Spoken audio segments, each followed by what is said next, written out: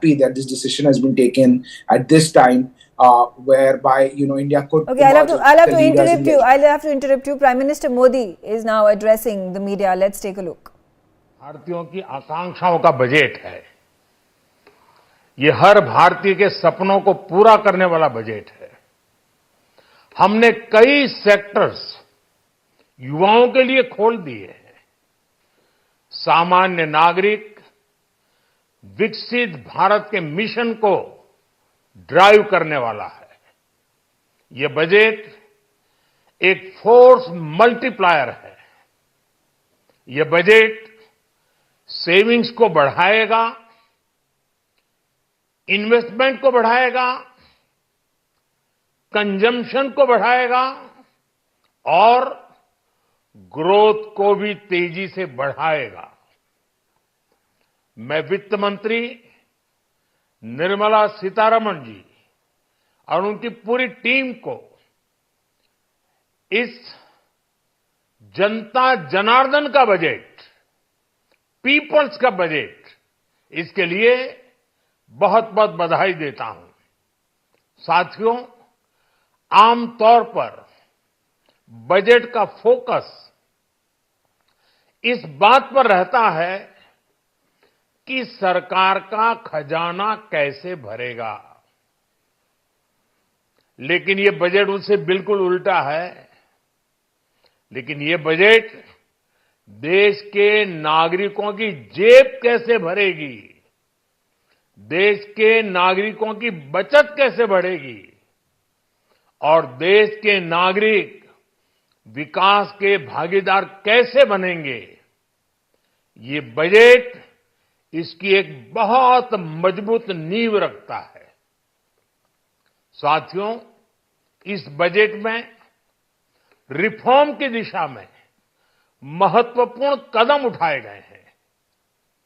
Nuclear energy में private sector को बढ़ावा देने का निर्णय बहुत ही ऐतिहासिक है।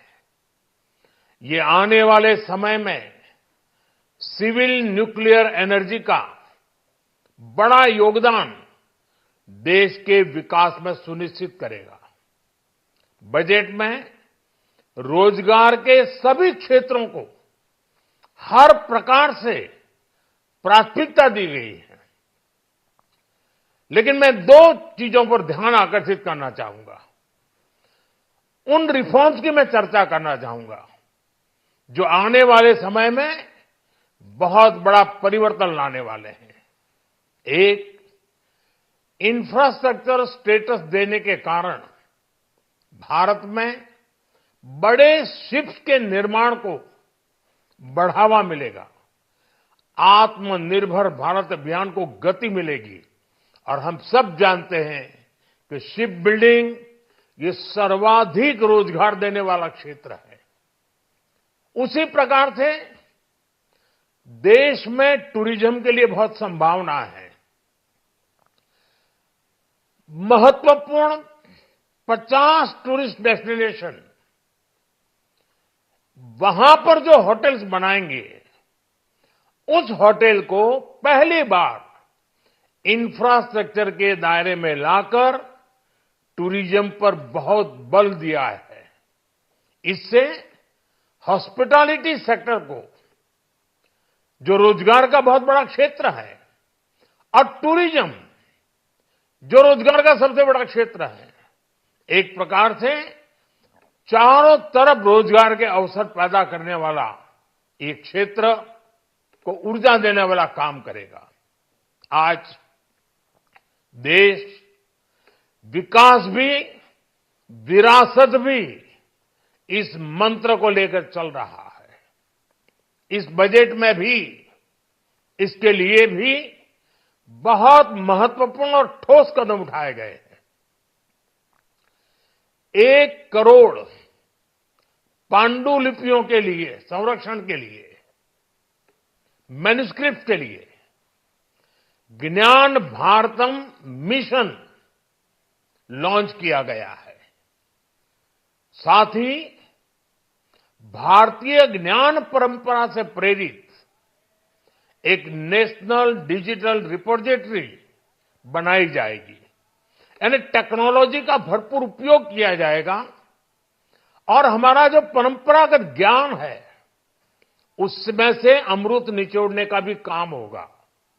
साथियों, बजट में किसानों के लिए जो घोषणा हुई है वो कृषि क्षेत्र और समूची ग्रामीण अर्थव्यवस्था में नई क्रांति का आधार बनेगी। पीएम धन धान्य कृषि योजना के तहत 100 जिलों में सिंचाई और इंफ्रास्ट्रक्चर का डेवलपमेंट होगा। किसान क्रेडिट कार्ड की लिमिट 5 लाख तक होने से उन्हें ज्यादा मदद मिलेगी। साथियों, अब इस बजट में 12 लाख रुपए तक की आय को टैक्स से मुक्त कर दिया गया है।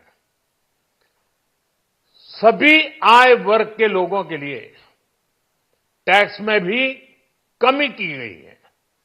इसका बहुत बड़ा फायदा हमारे मिडिल क्लास को, नौकरी पेशे करने वाले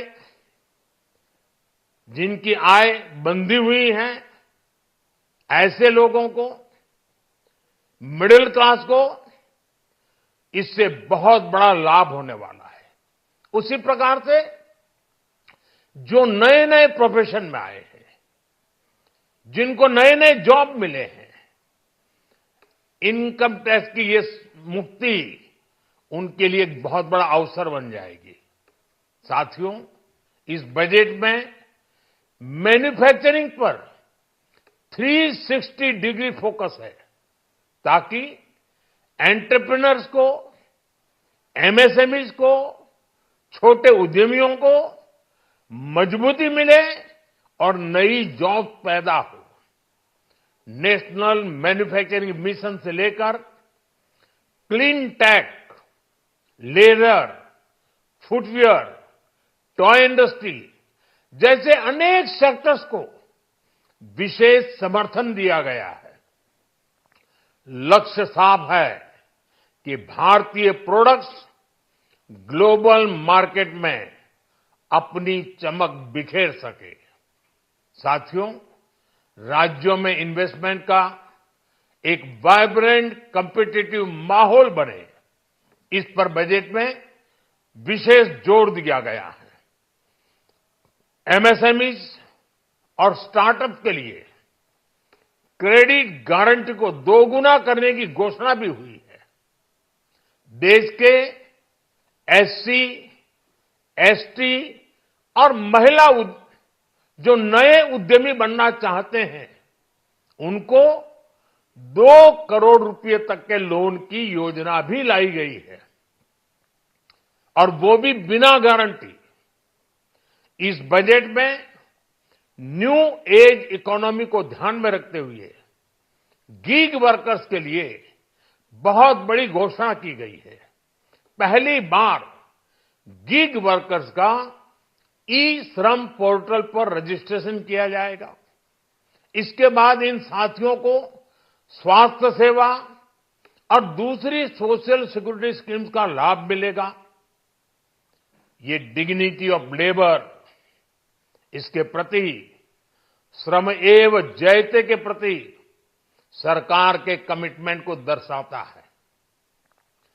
रेगुलेटरी रिफॉर्म से लेकर फाइनेंशियल रिफॉर्म्स, जन विश्वास 2.0 जैसे कदमों से मिनिमम गवर्नमेंट और ट्रस्ट बेस्ड गवर्नेंस के हमारे कमिटमेंट को और बल मिलेगा। साथियों, ये बजट न केवल देश की वर्तमान आवश्यकताओं को ध्यान में रखता है बल्कि हमें भविष्य की तैयारी करने में भी मदद करता है। स्टार्टअप के लिए deep tech fund, geospatial mission और न्यूक्लियर एनर्जी मिशन ऐसे ही महत्वपूर्ण कदम है। मैं सभी देशवासियों को एक बार फिर इस ऐतिहासिक पीपल्स बजट की बधाई देता हूं और फिर एक बार वित्त मंत्री जी को भी बहुत बहुत बधाई देता हूं। बहुत बहुत धन्यवाद।